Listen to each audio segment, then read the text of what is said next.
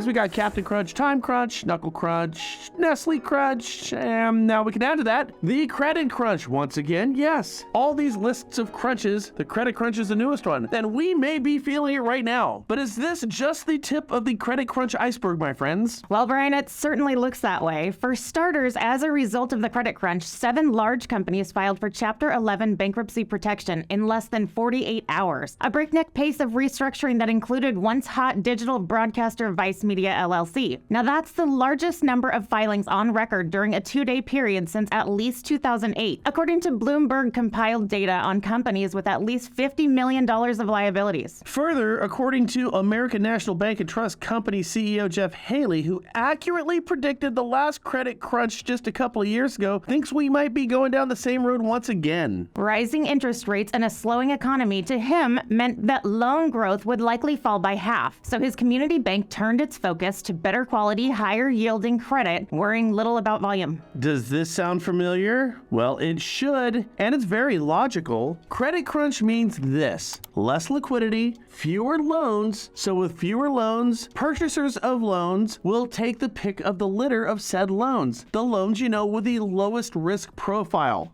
Side note here. Will a credit crunch have any effect with the changes to the loan level price adjustments implemented with Fannie and Freddie by the FHFA? Now, that's a great question from Joanna, and it's one that we should all be asking right now, and the answer is, sadly, yes. FHFA lowered the existing fees for the highest risk borrowers while essentially adding fees to the lowest risk borrowers. So in the event of a credit crunch, when lenders will only take the best quality buyers, it means all the benefits of the LLPA adjustments will fall by the wayside, as investors will choose not to buy the higher risk loans at their current and generally accepted interest rates, and as a result, will disproportionately rise all rates as a means of offsetting the LLPA changes. Worth noting, the higher rates, as stated, will be felt by all. It's just a shame, though, that these LLPA adjustments will effectively put the double crunch in the credit crunch when it comes to the effect on interest rates. Now, if you disagree, take a look at this graph. It shows the loosening and tightening of credit availability, and it goes back to 1990, over 30 years of data. Check it out, guys, and during that time, how many times have we seen credit this tight?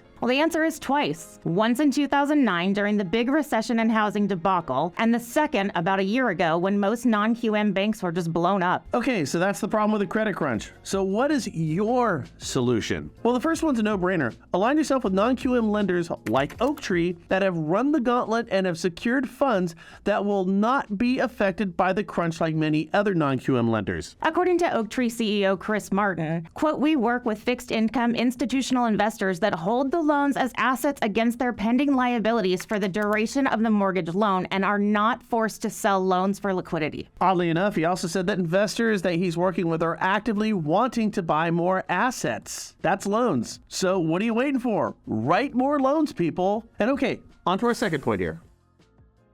Take this video or articles explaining the credit crunch and hit the road. Be the expert. Talk to clients and realtors about the potential complications of the credit crunch and how it can affect rates, listings, and sales. Prepare for it now, by extension filling in their clients about the shifting landscape of lending. And when you do this, not if you do it, since you have the undivided attention of a whole bunch of real estate agents out there right now, just let them know what you do for a living. And since you're going to do this, not thinking about doing it, and since then you'll have the undivided attention of a bunch of real estate agents out there, let them know, my friends, that you're currently taking on clients. Make sense? And finally, don't lose focus. Because downer markets make for downer loan officers and realtors. That is unless you're a freaking superhero. You see, superheroes don't let this stuff get them down. They overcome. So be a superhero.